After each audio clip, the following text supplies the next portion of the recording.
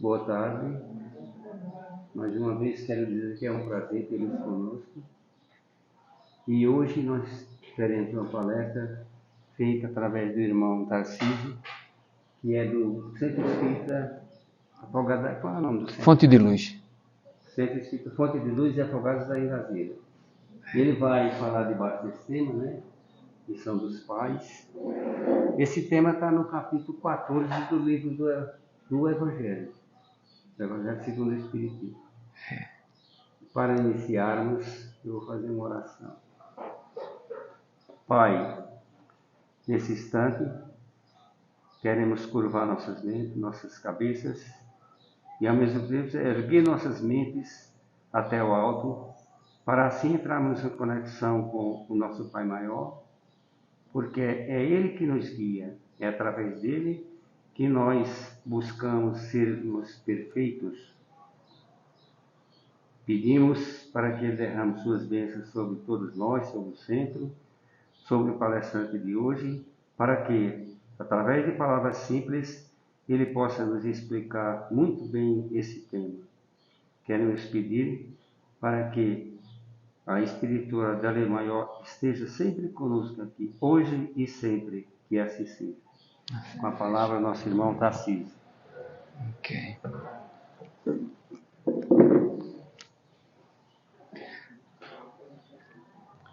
Boa tarde a todos e a todas.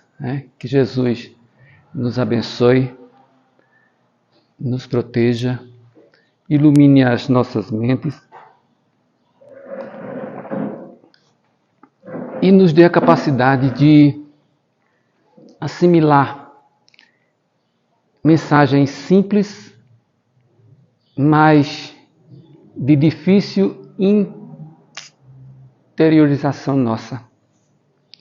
Porque o tempo passa, Jesus há 2000 anos esteve aqui conosco, deixou suas mensagens, suas lições, e nós ainda estamos nos debatendo com separatismos os mais diversos, com as religiões que a sociedade conseguiu formar. E nessa formação desses grupos, nós muitas das vezes queremos ser os donos da verdade, dessa verdade trazida por Jesus, e entramos em atritos uns com os outros por conta das nossas fraquezas, dos nossos vícios, que são muitos, principalmente por nos encontrarmos na faixa evolutiva em que nos encontramos. No mundo de provas e expiação, passando para um mundo de regeneração, entrando, então, essa divisória esse encontro em que a humanidade está saindo de uma era e entrando em outra, trazem muitos problemas, muitos distúrbios, mas nós temos a convicção e a certeza de que, se nos apegarmos à mensagem do Cristo, nós caminharemos, apesar das dificuldades e dos obstáculos imensos que irão aparecer neste nosso planeta, nós iremos vencer, porque temos a certeza que a doutrina espírita nos dá de que a vida continua. Nós estamos temporariamente passando um breve momento de nossas existências infinitas, porque nós, depois que fomos criados por Deus, espíritos simples e ignorantes, nós vamos evoluir de forma contínua até chegarmos aos mais altos níveis de conhecimento e de amor. Porque toda a estrutura que nos envolve é formada de amor. Esse amor que vem do Pai, né? Que criou suas leis perfeitas, leis imutáveis e que vão regrando a nossa trajetória, né? Em determinados momentos nós nos afastamos de Deus e aí sofremos as consequências, né, desse afastamento. Outras vezes nós nos aproximamos de Deus e sentimos a brisa suave da sua presença em nossas vidas, né? Então, é muito gratificante a gente vir a uma casa espírita conversarmos sobre o Cristo, sobre o Criador e trazermos essa lição para nós mesmos, né? Hoje eu vim falar para mim, espírito imperfeito, ainda com muitos defeitos, mas a gente vai desenvolvendo também qualidades, né? Aos poucos nós vamos sentindo nas ações, no dia a dia. A gente vai vendo o quanto a gente vai mudando através dessa doutrina consoladora que nós temos em nossas mãos, né? É só nós abrirmos o coração que ela vem e preenche todos os vazios que nós tivermos, né? Então, nós vamos conversar sobre um tema bastante atual, né? A missão dos pais, né? Nós, né, como eu falei, somos imperfeitos, né? Estamos ainda engateando, mas Deus, nosso Pai maior, Criador de tudo e de todos, Ele nos dá a oportunidade de fazermos esse papel, né, de Pai.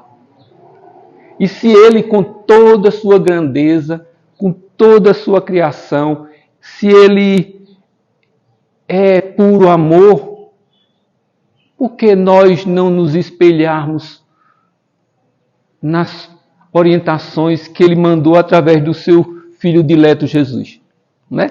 Então, nós vamos estudar duas questõezinhas do Livro dos Espíritos, que é a questão 582 e 583.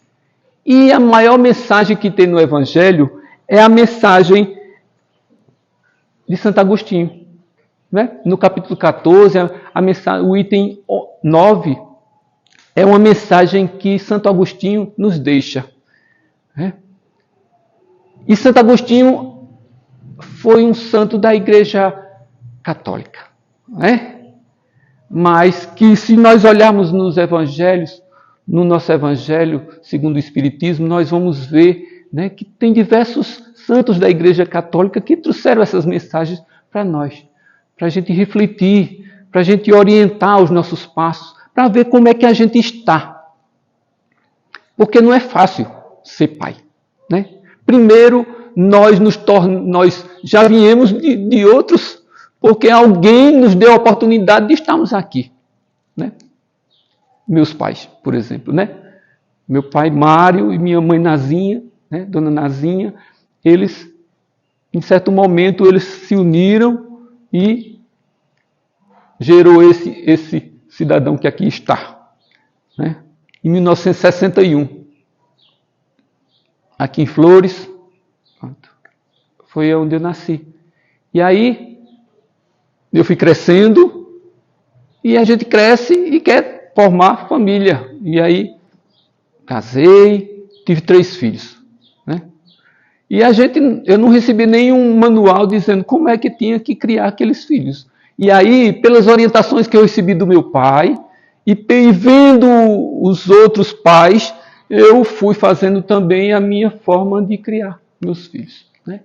Graças a Deus, a minha filha mais nova tem 26 anos. Tem um com 29 e outro com 32. E aí, no meio do caminho, houve uns certos desentendimentos com minha antiga companheira. Hoje eu já tenho outra companheira, Patrícia, que já veio de outros relacionamentos, né? Mas tenho 2 enteados. Eu agora tenho 5 filhos agora. Não são mais 3, agora são 5, né? E esses eu peguei assim, já na idade bem mais avançada do que aquela idade que eu tinha quando eu tive os meus primeiros, né? Que eu tinha 28 anos quando eu tive meu primeiro filho. E agora, né, no meu segundo relacionamento, Patrícia, quando eu comecei a me relacionar com ela, o Luiz tinha 5 anos de idade. Então eu disse, poxa, filhos com 20 e tantos, e aí passei a conviver novamente com um jovem de 5 anos e outro com 11 anos, né? Então, que agora já está um homem, ó, 18 anos, e o outro com 13. Então, veja que, né, a gente vai, e é assim, e a gente, no dia, todos os dias a gente está aprendendo novas coisas, né? Novas maneiras, e vendo como é que está o mundo, e dando os conselhos, e dizendo, ande por aqui, não faça isso não, porque por aí eu já fui, já caí, e vocês, se quiserem cair, vocês vão cair, mas não é por conta da orientação que nós damos, né? Porque nós damos as orientações para que as coisas sejam mais suaves para aqueles que a gente, né, está ali orientando. Então, e a doutrina espírita, aí a gente vai lá no Evangelho, no Livro dos Espíritos, e tem lá um manancial de informações para que a gente possa se orientar. Porque nós temos hoje uma visão amplificada, né? Nós temos a visão de encarnados e temos a visão dos desencarnados. Porque nós sabemos desses dois mundos. A maioria da sociedade que está nesse plano Terra não sabe ainda não abriu os corações para aceitar essas orientações do plano espiritual. Né? Não tem consciência ainda, está preso ainda aqui. Então, o sofrimento e os deslizes são maiores, porque está, né, sem ter aquele aconchego da mensagem, né, do Cristo mais profundamente. Né? Ainda não conseguiram aceitar essa visão de que a vida continua, né? Então, a missão do Pai é uma missão, né? Veja o que os Espíritos dizem na questão 582.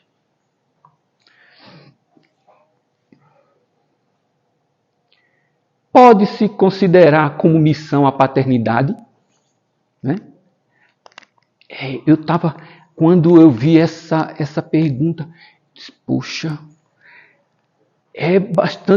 a missão é grande para quem vai se tornar pai, né? E hoje nós temos pai de todas as maneiras. Porque as famílias não estão mais de acordo com a tradição do passado. Né? Na época do meu pai, a minha avó teve 18 filhos. Meu pai só teve 3. Eu tive 3, agora tem 5. Mas vejam que mudou muito. E antes o pai era o cabeça da casa. Né? Ele trabalhava e a mãe ficava em casa cuidando dos filhos. Era essa a configuração da família naquela época do meu pai e na minha época quando eu tive um primeiro casamento em 89. Né? Então vejam, 60, meu pai casou em 60 e eu já fui em 89. Então já 29 anos depois, mas ainda estava, né, dessa maneira que... Mas hoje mudou tudo.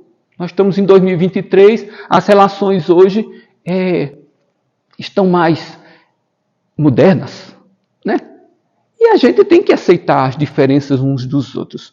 Nós não podemos interferir na liberdade de ninguém, porque cada um tem sua liberdade, tem seu livre-arbítrio e pode fazer dele o que achar que deve fazer. Né? E nós, que estamos na posição de conselheiros ou observadores, nós podemos fazer as nossas, né, internalizar essas informações, fazer um processamento interno e não fazer, e olharmos lá para trás. Jesus discriminava as pessoas? Não. Com quem Jesus mais se relacionou? com os estropiados, com os doentes, de todas as maneiras. E por que hoje, 2023 anos depois, nós achamos que não queremos aceitar o comportamento de determinadas pessoas, que são nossos irmãos? Eu acho que a gente, quando toma essa atitude de querer discriminar o outro, nós automaticamente estamos nos afastando de Deus e de Jesus. Por quê? Porque é uma questão de aceitação. Nós temos que aceitar a diferença do outro, né? Da forma que ele for. Porque, de certa maneira, até aqueles que mais estão errando, eles vão um dia parar de errar. Né? Nós, no passado, também fazíamos e cometíamos todos esses erros que hoje nós enxergamos no outro. Né? E aí Jesus fala que a gente não vê o cisco no olho do outro, mas não vê a trave que a gente carrega. É assim. Né? Nós temos uma trave no nosso olho, mas a gente fica enxergando o cisco no olho do outro. Então, a gente tem que se policiar para saber como se conduzir e como externar essa assimilação do Evangelho de Jesus, para que a gente não possa, não consiga, não fira tanta gente, né? E agora com a era da tecnologia, da informática, da internet, aí a gente vai lá e fica colocando, né? Postando orientações, visões nossas de determinados assuntos. Né?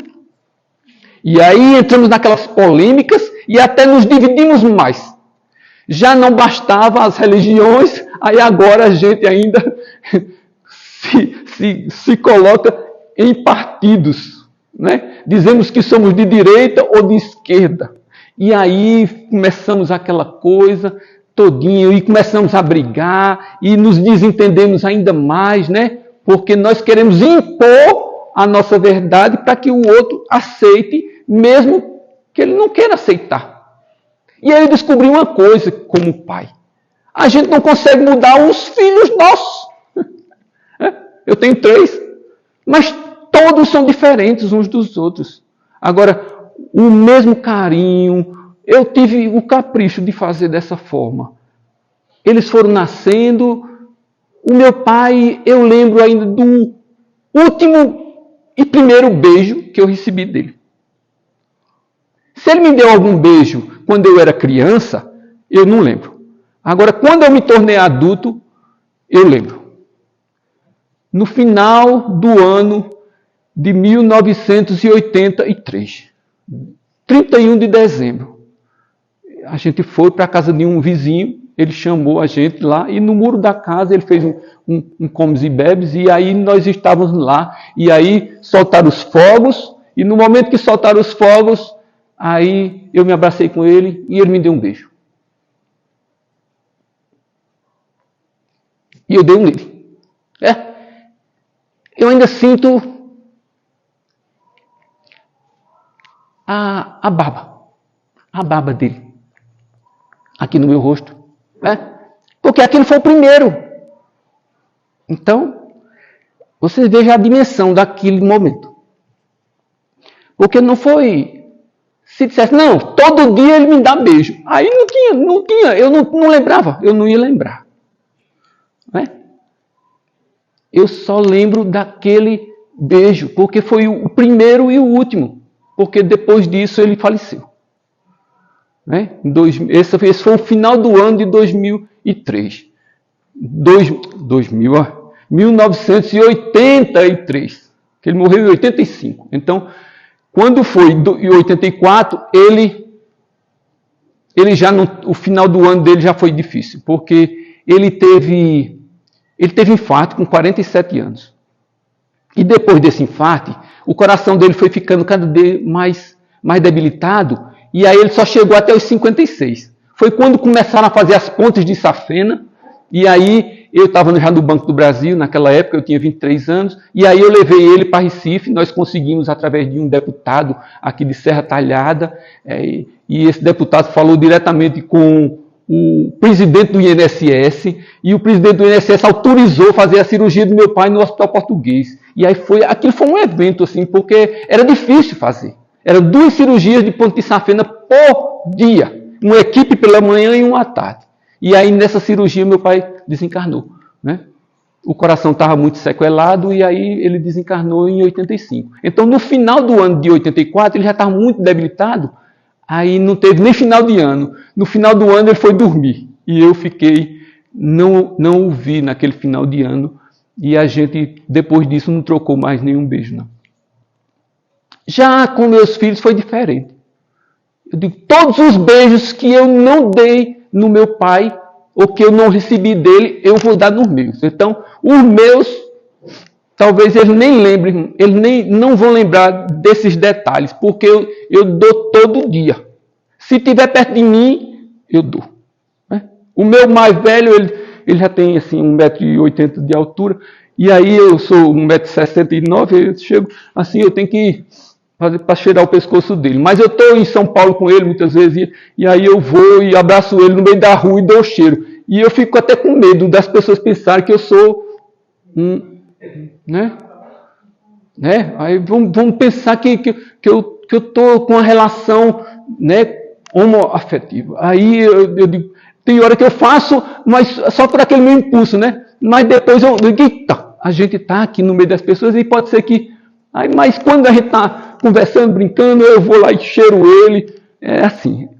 Com o meu mais novo, de 29 também, e minha filha, então os beijos com eles né? E hoje só tem minha mãe, né? Eu tenho minha mãe, ela está com 88 anos, mas está com Alzheimer. E aí, há 2 anos atrás, ela parou de comer, de beber. Aí, minha mãe era pouco cheiro, não tinha. Ela não queria esse negócio de estar se beijando, não. Mas aí agora, como ela está paralisada assim em cima da cama, eu chego lá e no pescoço dela eu dou tanto cheiro que chega... Ela deve estar sentindo alguma coisa, porque os cheiros nela eu dou muito mesmo. Nesses últimos 2 anos eu dei mais cheiro nela do que a vida todinha, né? Dos 88 anos dela. Então eu só contando assim para ver a questão de um filho, de pai, né? E de mãe, assim, para a gente, né? Fazer um pensamento aqui. Então, a missão da paternidade ela é muito grande, né? Ela é difícil, né?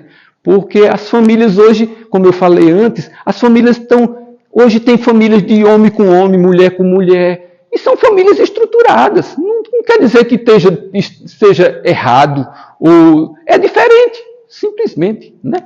E aí eles adotam filhos, né?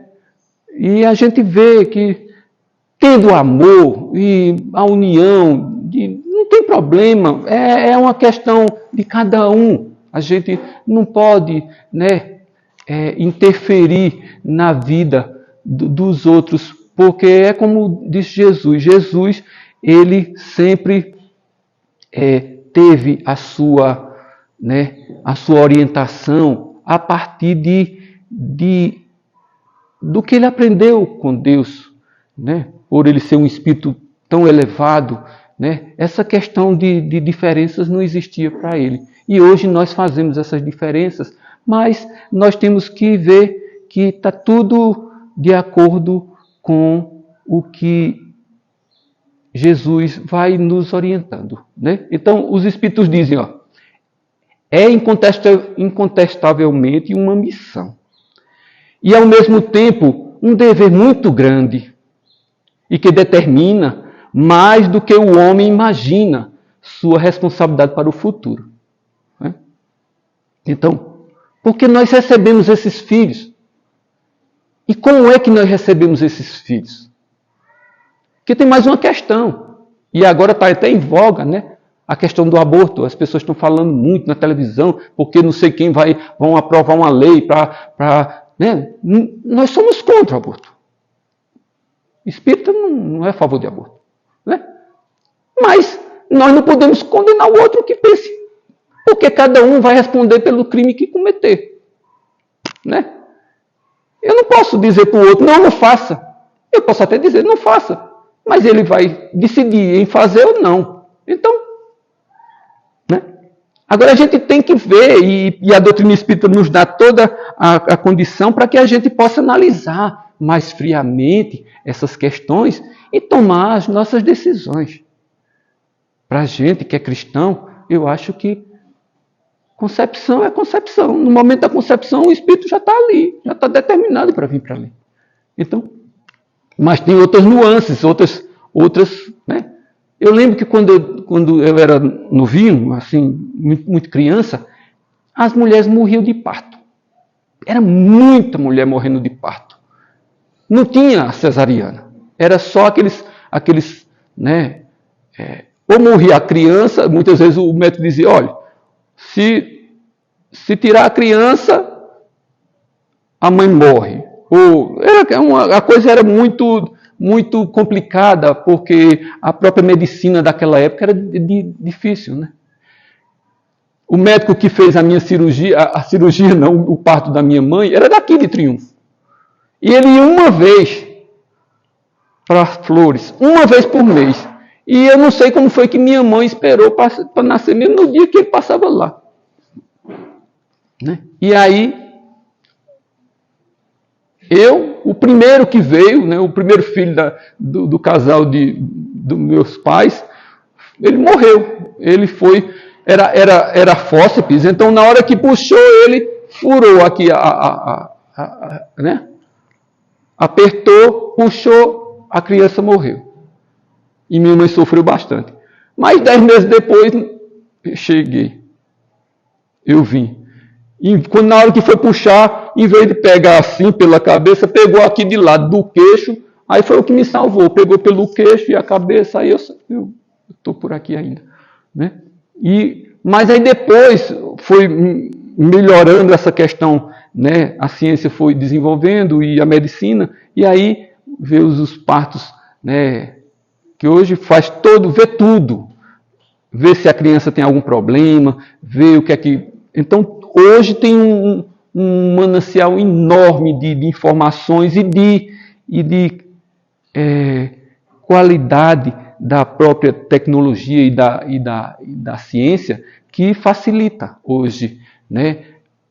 Hoje praticamente não tem mais as mortes das mães, né? Com relação a questão do parto, né? Mas é uma questão assim bastante complexa essa de nós chegarmos aqui na Terra, né? Porque um casal se propõe a nos receber quando é da forma tradicional. E quando não é da forma tradicional, né? Um casal que não queira, não possa ter a criança, ele pode adotar. Então, hoje tem a adoção, e aí cresce da mesma forma, né, com esses pais que entraram na vida do outro de uma forma diferente. Né? Não tem a consanguinidade, mas tem a afeição e o amor, que fazem também a mesma coisa. Né? Então, eles... ao mesmo tempo, um dever muito grande e que determina mais do que o homem imagina sua responsabilidade para o futuro. E aí, Kardec nos explica nesta questão. Deus colocou o filho sob a tutela dos pais, a fim de que estes o conduzam no caminho do bem. E lhes facilitou a tarefa, dando àquele uma organização frágil e delicada, que o torna propício a todas as impressões. Né? E nesse instante eu estava ali na praça, sentado, e aí de repente passou uma mãe, eu acho que era a avó, porque a mãe vinha atrás, e a avó com aquele carinho ali, com aquela criança. E eu fiquei, mas olha o carinho que ela está dispensando àquela criança, ela protegendo assim por conta do sol, né? Quando nós nascemos aqui nesse planeta, nós reencarnamos, nós nascemos de forma muito frágil. Se nós formos abandonados em algum lugar, nós morremos.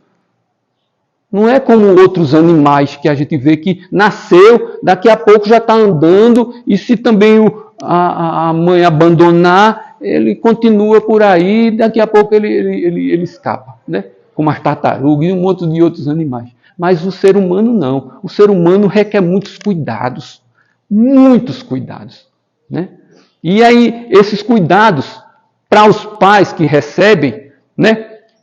E quando a gente sabe da doutrina espírita que aquilo é um espírito já antigo, que está chegando, né? E muitas vezes é um inimigo nosso que está chegando ali, que a gente fez um acordo, né, no plano espiritual para receber esses inimigozinhos, para a gente quebrar aquelas arestas que a gente ainda tem, né? Porque a gente está o tempo todo se desentendendo, e nesses desentendimentos muitas vezes nós nos tornamos inimigos uns dos outros.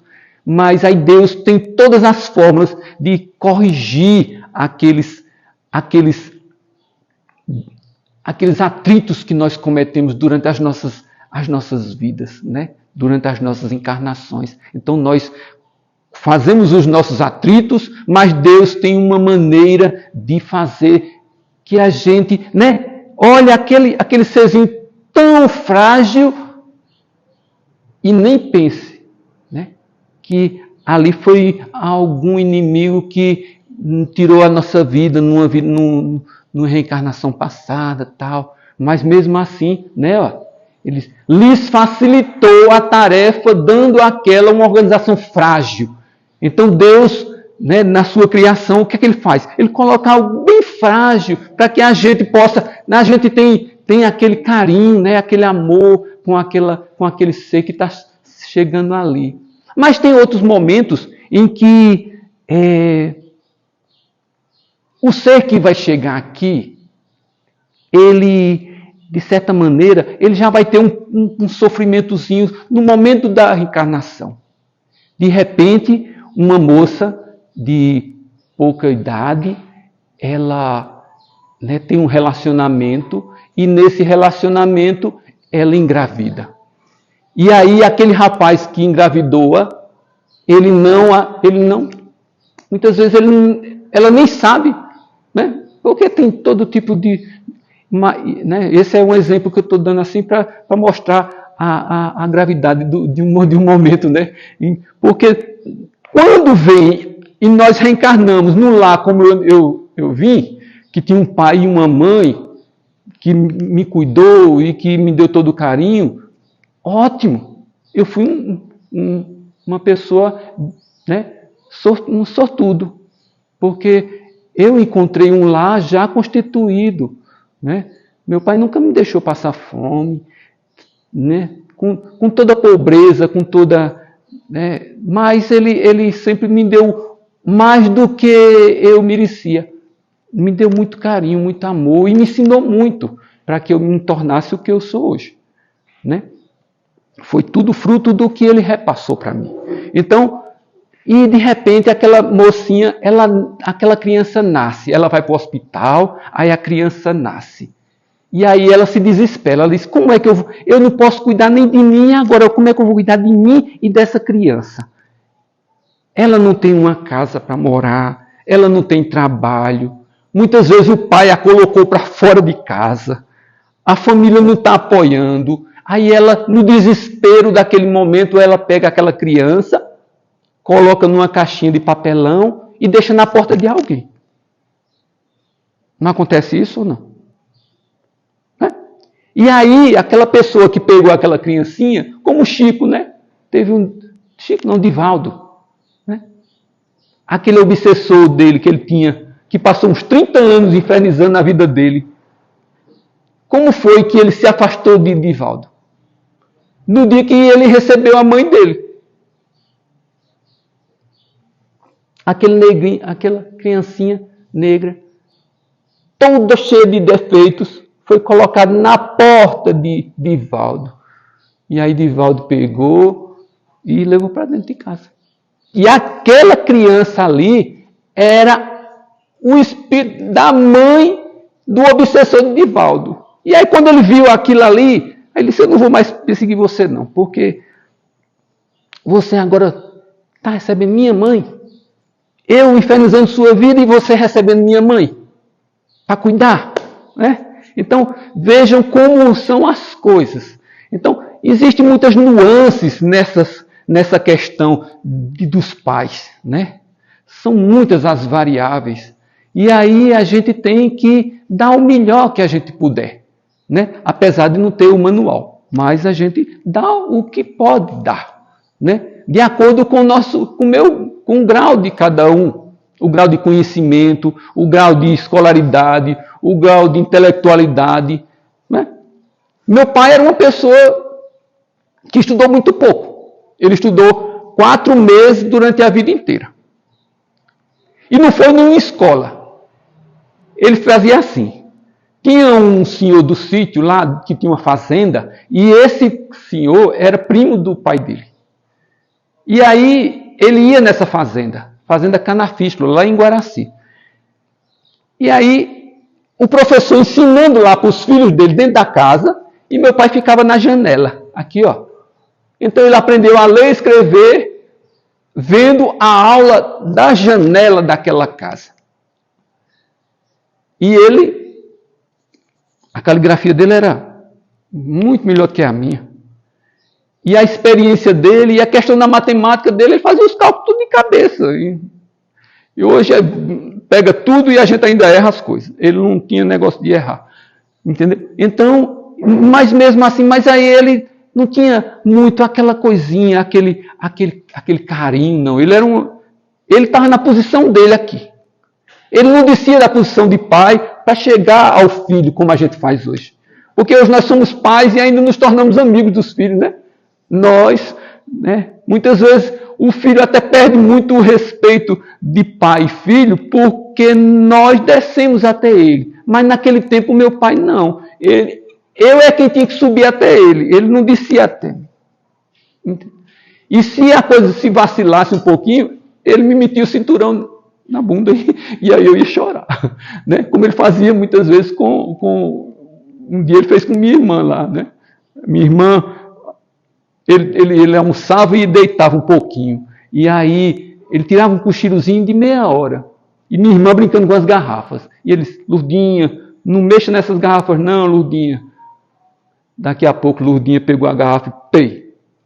A garrafa estourou no chão. Ele se assustou, acordou, puxou o cinturão, deu umas lapadas em Lourdinha, minha irmã mais nova, que ficou lá, tudo no chão. Assim, né? Que ela se urinou todinha na hora que ele bateu. Então ele era desse jeito. Mas eu entendia ele. Eu sabia o limite que eu podia ter nessa relação com ele. Quando era 5 da manhã, ele dizia, Tarciso, pronto. Ele só precisava dizer uma vez, Tarciso, eu já me acordava, me levantava e ia para a mercearia. Que a gente tinha uma bodega. Então eu ia para a mercearia, lavar os copinhos, ajeitar os pães, varrer o chão, limpar as prateleiras para receber os clientes que chegavam, né? Com 7 anos de idade. Mas hoje já é diferente. Já os meus filhos eu não deixei fazer isso. E aí muitas vezes, né, a gente diz, poxa, por que meu filho ainda não está fazendo o que eu fiz quando eu tinha 18 anos e ele tem 29? Aí a gente muitas vezes diz, talvez seja o estilo de pai que eu fui, né? Eu facilitei demais a vida. E quando a gente facilita demais, talvez o filho não vá com tanta, né? Fica mais lento, né? Na questão de tomada de decisões, né? Então, aí foi essa a questão. E aí, Kardec continua. Muitos há, no entanto, que mais cuidam de aprumar as árvores do seu jardim e de fazê-las dar bons frutos do que formar o caráter do seu filho.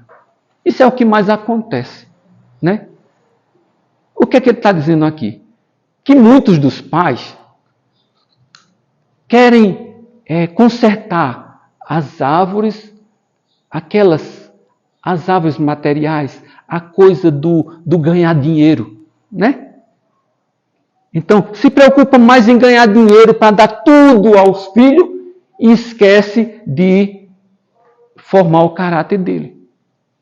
E aí, muitas das vezes, o filho se transvia do seu caminho que poderia ter uma vida mais tranquila, mais bem orientada. Aí ele começa a fazer as coisas erradas, mas é por conta do próprio pai.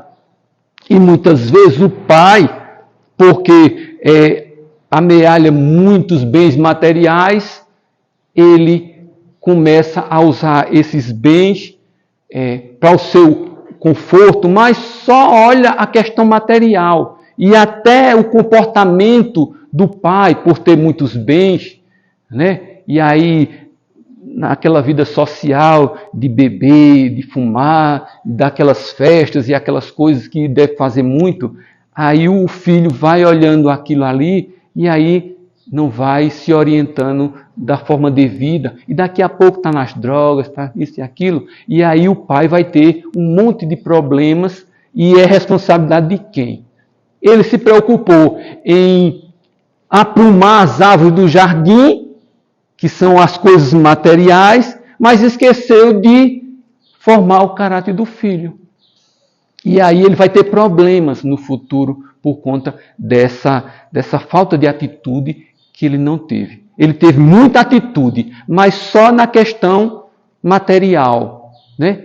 Trabalhou demais e esqueceu até dos filhos. Quando o filho pedia alguma coisa, e agora o que é que acontece? Né? O filho, para o pai não ser incomodado pelo filho, ele pega um celular, dá.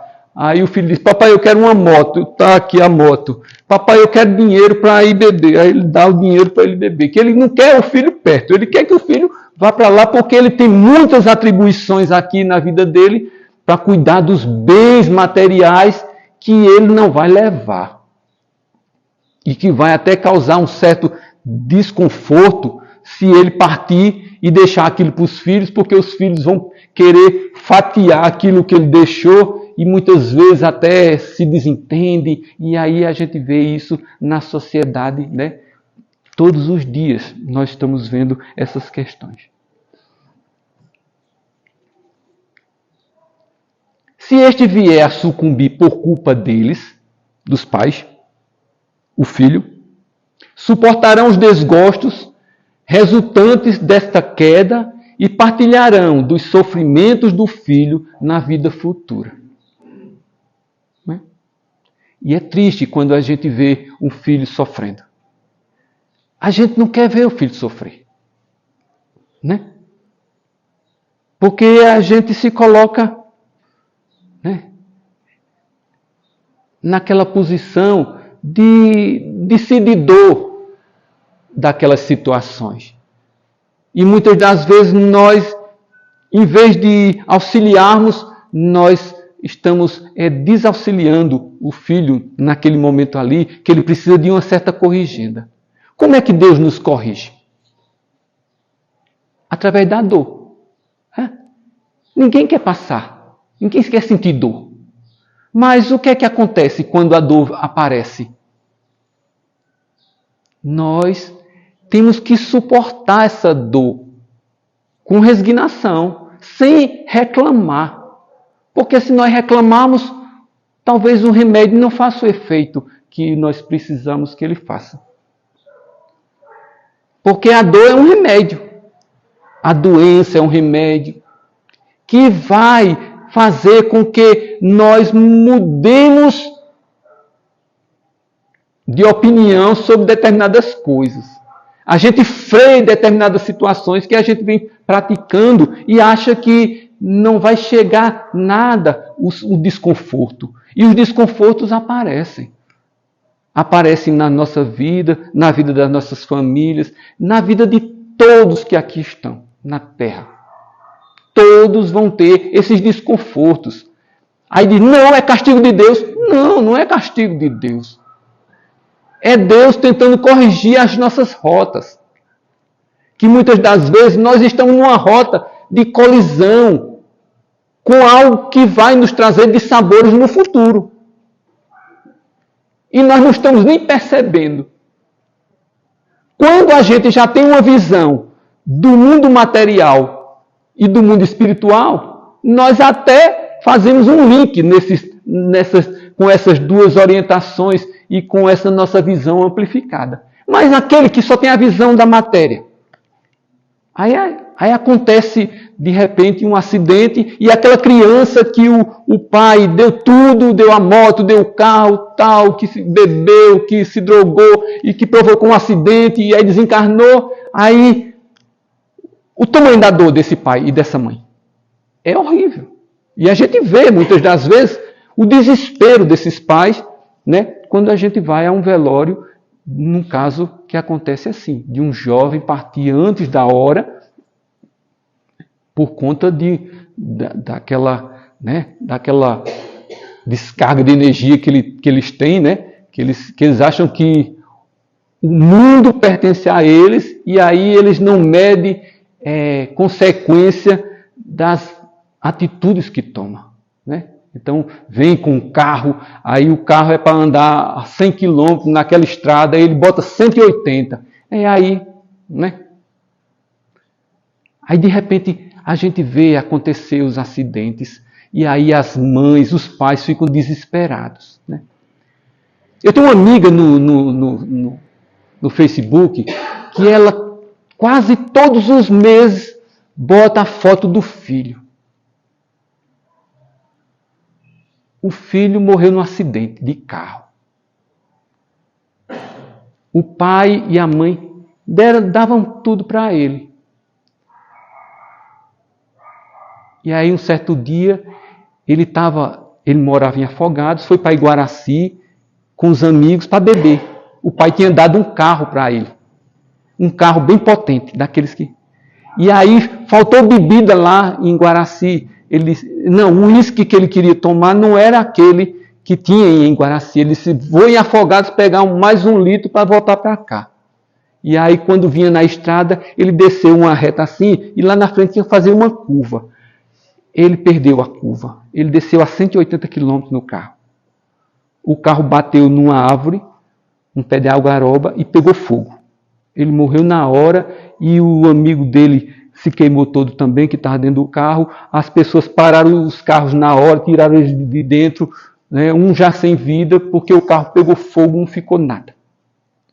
E essa mãe, já faz mais de uns 6, 7 anos que ele faleceu.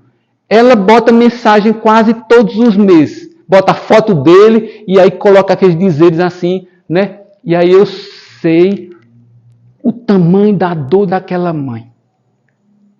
Porque é só a gente ter um pouquinho de empatia, de se colocar no lugar dela, né?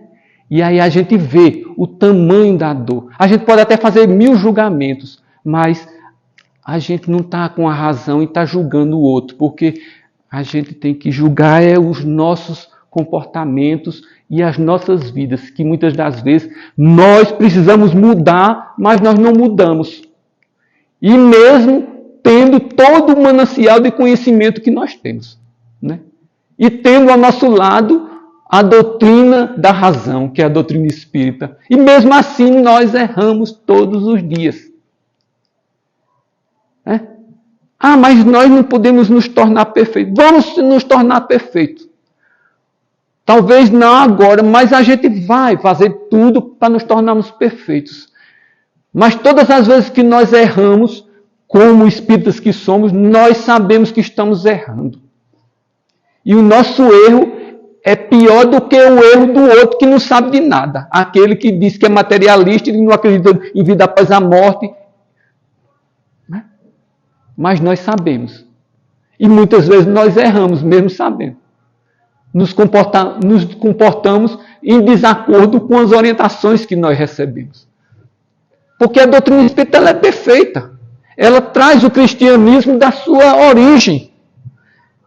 Ela não coloca todas aquelas...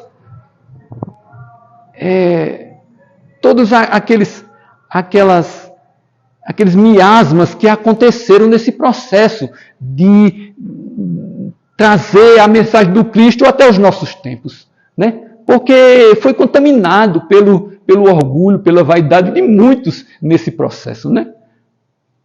A igreja, no início, não existia igreja na época do Cristo. Aquela igreja era uma igreja ainda era incipiente. E depois foi, o homem foi modificando as coisas e se juntou com poder, provocou guerras, tiraram vidas de muitos, né? Assim, naquelas brigas de religião, tudo, e chegou aos nossos tempos. Hoje nós estamos aí, cada um nos seus grupos, mas nós temos hoje a essência do Cristo nas nossas mãos, e mesmo assim nós ainda erramos. Né? Porque nós é quem temos que conduzir as nossas vidas. E muitas vezes nós queremos conduzir as vidas dos outros e esquecemos das nossas. Né? Nós temos que nos preocupar primeiramente com as nossas vidas. Temos que amar o próximo como a si mesmo e amar a Deus, como diz o mandamento maior que Jesus nos trouxe. Né? Mas a maior preocupação tem que ser conosco. Né?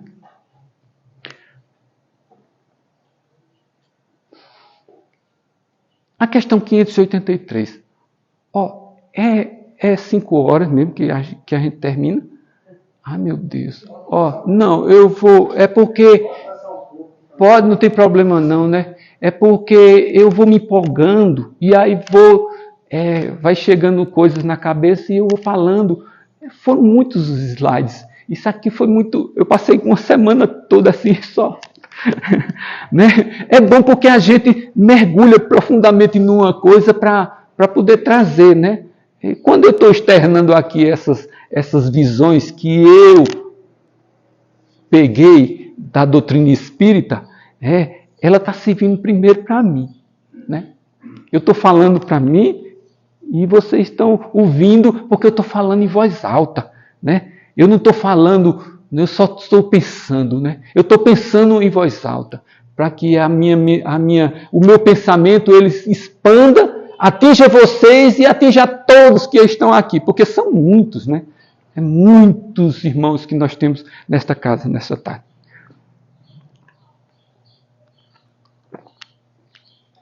Mas, como eu vou falando, a mensagem de Santo Agostinho está em tudo do que está saindo aqui, tá certo? Essa mensagem que vocês vão ler depois, porque são várias páginas, são 4 páginas do livro sobre essa mensagem de Santo Agostinho. Né? Porque nós vamos terminar essa questão 583. Né? Ainda nós temos que conversar bastante sobre ela. A 583 diz: são reprováveis os pais pelo transviamento de um filho que envereda pelo caminho do mal, apesar dos cuidados que lhe dispensaram. Ele diz, os pais colocaram todos os cuidados, deram todas as orientações para aquele filho, deram amor, deram carinho, deram condições dele andar com as próprias pernas, mostraram a religião para eles, né? Fizeram o que é que um pai tem que fazer por um filho. Isso que eu falei. O pai é o responsável por aquele espírito que ele trouxe para cá. Por que ele é responsável? Porque foi um acordo que foi feito na espiritualidade. Todos nós da doutrina espírita sabemos que quando a gente recebe um filho em nossos lares, nós autorizamos esse filho chegar nas nossas mãos. Não é por acaso não, a coisa não é solta, a coisa tem uma ligação muito profunda da gente com aquele espírito que está chegando. Não é por acaso. E a forma que vai acontecer, muitas das vezes, são as mais diversas, como eu falei. Pode chegar numa família que esteja bem constituída, pode chegar numa família que esteja toda em desacordo, mas ele vai chegar e vai ser colocado em nossas mãos, porque nós pedimos que eles viessem para que a gente fizesse a equalização de ideias, de pensamentos e a equalização dos atritos que nós tivemos com eles. Ou não. que seja por afinidade mesmo. A gente precisa se juntar aqui, né? Pode também acontecer isso, de vir um filho, não só porque teve um atrito no passado, um desentendimento e é um inimigo, não. Podem vir amigos também.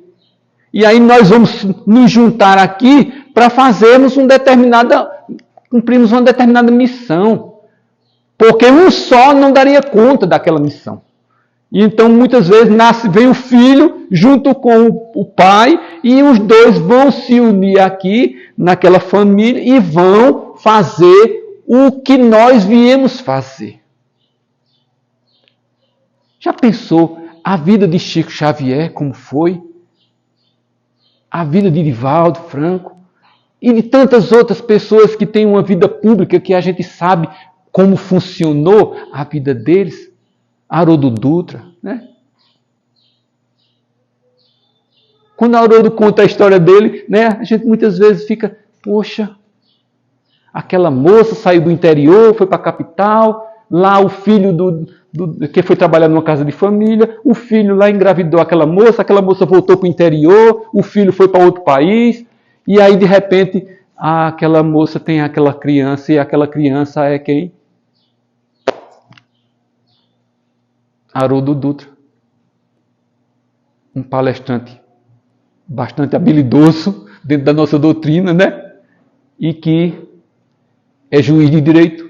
Então, a vida daquele espírito podia dar tudo errado, mas ele veio através daquela mocinha, né? Para hoje fazer o que ele faz. Palestras no mundo inteiro. Eu não sei como é que ele tem tempo para fazer tudo o que ele faz. Como o Divaldo faz, como o Chico fazia, e a gente vê, né? E como foram as famílias deles. Né? Eu agora eu recebo uns livrinhos que é áudio. Então eu vou fazer caminhada, eu boto o fonezinho aqui no ouvido e vou ouvindo o livro. Aí cada dia tem um livro novo. Né? É maravilhoso aqueles livrinhos, porque eu vou andando e vou lendo o livro. Não, eu não vou lendo, alguém vai lendo para mim, me jogando aqui no ouvido, e aí eu fico, tem dia que numa manhã, numa caminhada, eu leio um livro todo, eu ouço um livro todo, e aí nesses livros a gente vê, né, quanta informação, quanto tempo a gente perde muitas vezes com tantas besteiras, né, e esquece de estar ali antenado, olhando e recebendo essas informações. E aí quando eu vejo né, um Haroldo Dutra, é tanto trabalho, é tanta coisa, eu digo, como é que ele dá conta? Eu não sei. Porque o dia dele parece que não só tem 24 horas, deve ter umas 72 para mais, né? Então veja, apesar dos cuidados que lhe dispensaram, os pais, né, dispensaram todos os cuidados e o filho, né, transviou do caminho. E aí os espíritos dizem, não, o pai não é responsável por aquele filho. Neste caso. Por quê? Porque eles deram tudo. O filho, a decisão é do filho. Ele é quem toma as suas decisões. Ele pode ter recebido todas as orientações e as orientações de acordo com o que o Cristo nos passa. Mas ele é quem toma as atitudes dele e a vida dele é de acordo com a visão que ele tenha das verdades que ele internalizou. E aí ele diz, porém, quanto piores forem as propensões do filho, tanto mais pesada é a tarefa e tanto maior é o mérito dos pais se conseguirem desviá-lo do mau caminho. Porque quando o pai pega um filho daqueles que dá muito trabalho, o negócio pega para o pai, não é não? Ele tem que jogar mais energia ainda. Que quando a gente pega um filho, que a gente diz, ô meu filho, vá por aqui, e ele vai, é uma maravilha. Mas quando a gente diz, meu filho, vá por aqui, e ele, não papai, eu não vou por aqui não, eu vou por aqui. Entendeu? E aí a gente fica o tempo todo tentando trazer ele de volta para esse caminho aqui, mas ele só quer ir por aquele ali. E a gente tem de repente ele se mete com uma coisa com problemas que vai fazer com que a gente sofra mais. Então a tarefa para um pai que deu tudo para esse filho é muito difícil, né? É mais difícil ainda. Então a missão é mais problemática e mais, robusta, porque ele vai ter que despender mais energia com aquele filho, né? É aquela ovelha negra, tal. que a gente fala tanto na sociedade, né? Se o filho se torna homem de bem, agora é o inverso. E se o filho se torna homem de bem, não obstante a negligência ou os maus exemplos dos seus pais, tiram estes daí algum proveito? Então, porque agora a coisa inverteu. Muitas das vezes nós temos pais que fazem tudo errado. E apesar deles fazerem tudo errado, o filho que nasceu daqueles pais faz tudo certo. É como se as coisas invertem. Muitas vezes nós achamos que o filho é o pai e o pai é o filho, porque os pais erram mais do que os filhos em determinadas situações. E aí a gente fica assim a pensar, né? E aí ele diz, olha a resposta dos Espíritos. Deus é justo. Então, ele mostra que Deus não usa de injustiças. De acordo com o trabalho de cada um desses irmãos que vêm e que nós vamos sempre passar nessas situações de sermos filhos e sermos pais, né? A ciranda, a roda da vida, ela vai nos colocando e mudando de posições. Quando a gente lê o livro Paulo Estevão, a gente vê lá, né, o senador Públio Lentulus, né, senador romano. Aí no livro 50 anos depois, ele vem como um escravo na história. E aí veja como é a vida, né? Então, a gente não pode desconsiderar determinadas situações, determinadas posições que nós ocupamos aqui na Terra. Né? De repente, a gente é colocado na nossa vida de uma forma com muito poder em nossas mãos. Como vamos usar o nosso poder? Vamos usar o poder para machucar os outros? Ou vamos usar o poder para transformar ou facilitar a vida do outro? Porque tudo é uma plantação que a gente está fazendo. A gente planta e colhe. A vida é sempre uma eterna plantação e colheita. Porque aqui na natureza é assim, né? E Triunfo é uma cidade, né, que dá muitos frutos. A gente vem no caminho e vendo aquele monte de banana, né? Todo sábado eu compro banana de Triunfo. O cidadão para o caminhão lá, eu chego cedinho, senão quando eu chego lá não tem mais. Porque ele botando as bananas e sumindo as bananas. Mas veja como Deus né? Ele multiplica o tempo todo, tudo. E ele não só multiplica as coisas materiais que estão aqui na natureza, não. Ele multiplica tudo.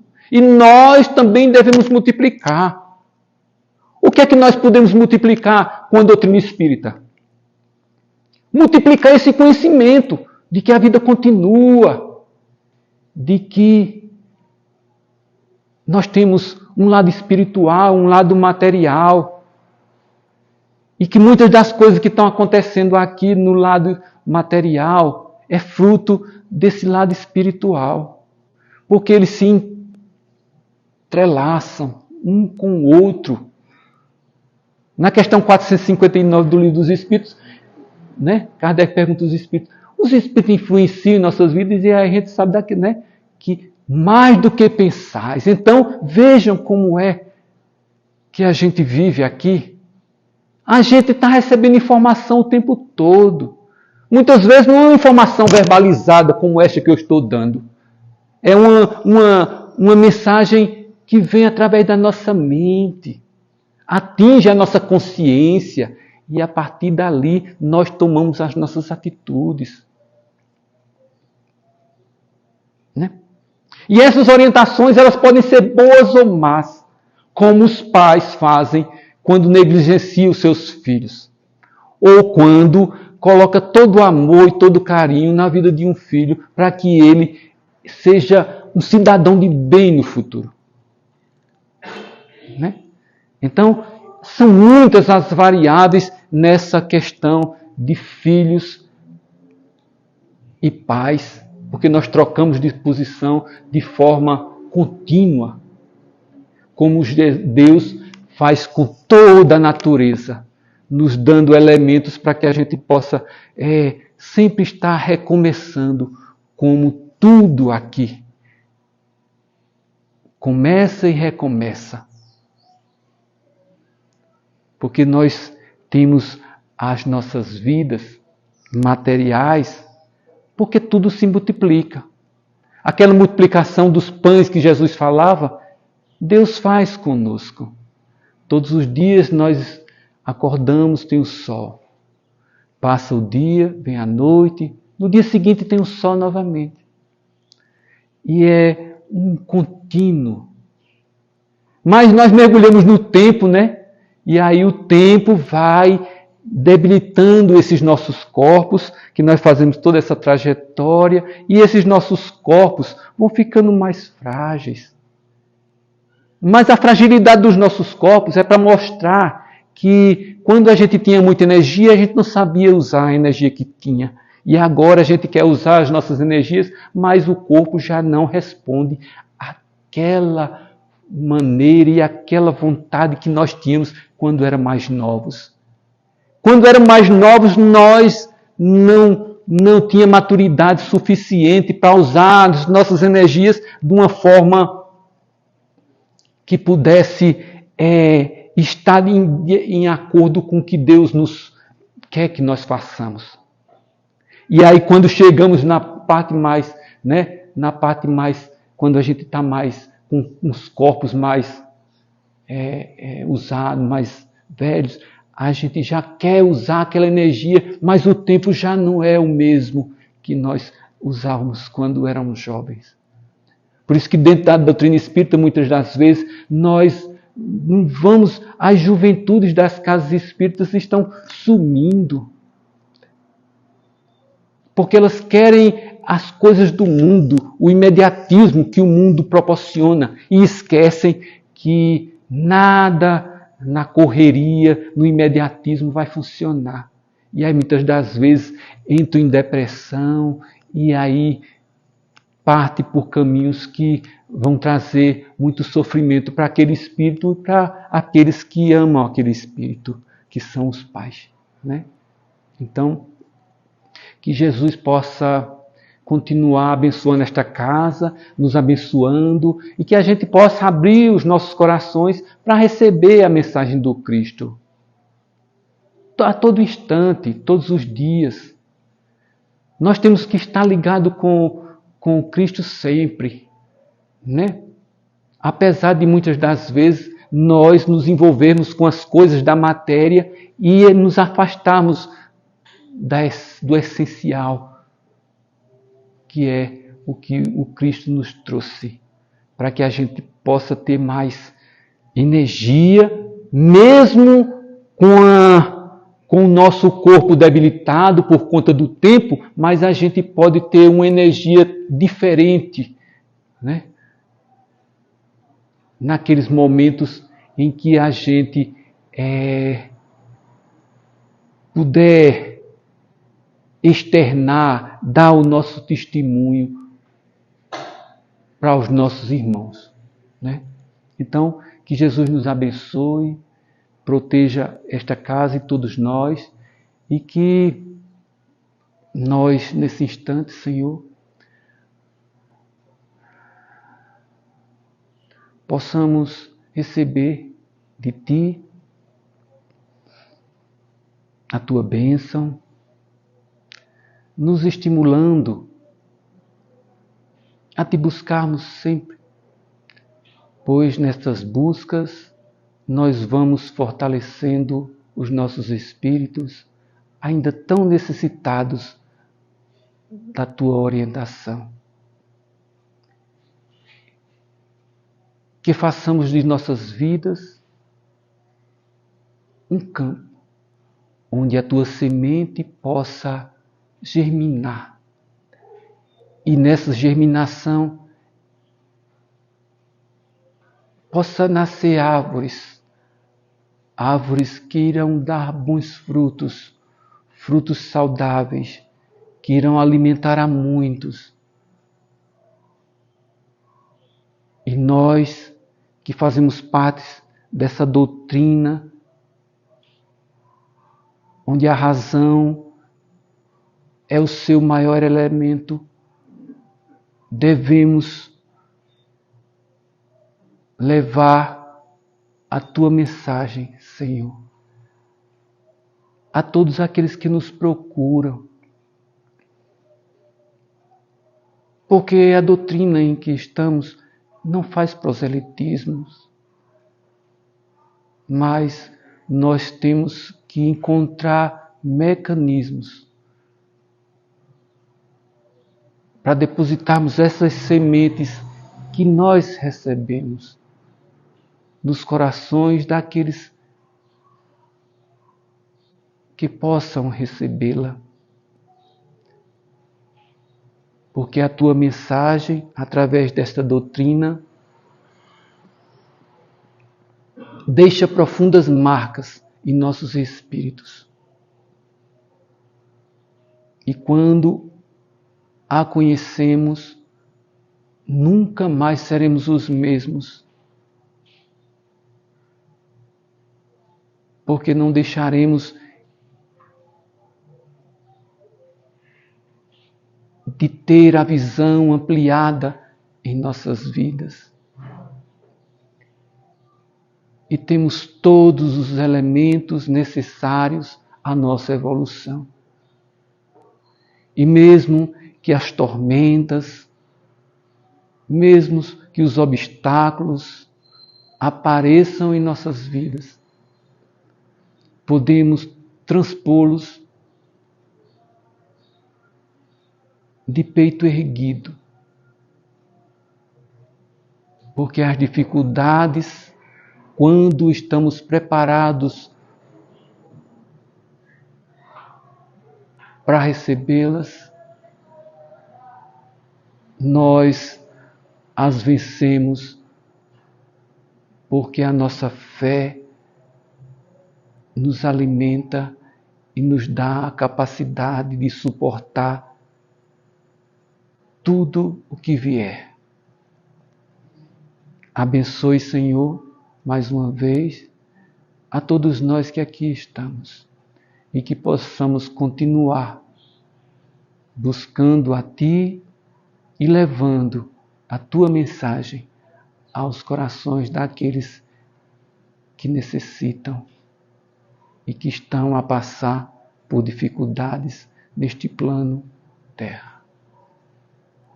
Que tenhamos uma semana de bastante aproveitamento espiritual e que desperte em nós o desejo de trabalharmos cada vez mais para levarmos a Tua mensagem o mais longe possível, de acordo com as nossas capacidades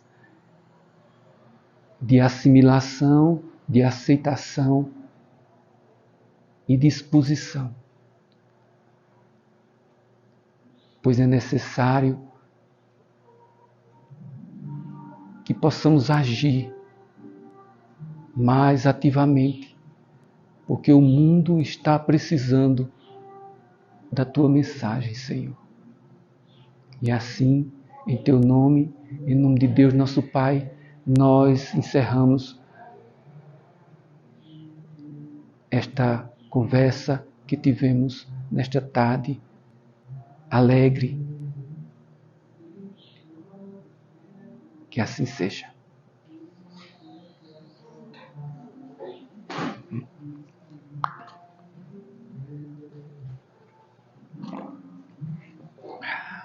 Quero só agradecer ao irmão e que leve o nosso abraço para todos no Centro Lar.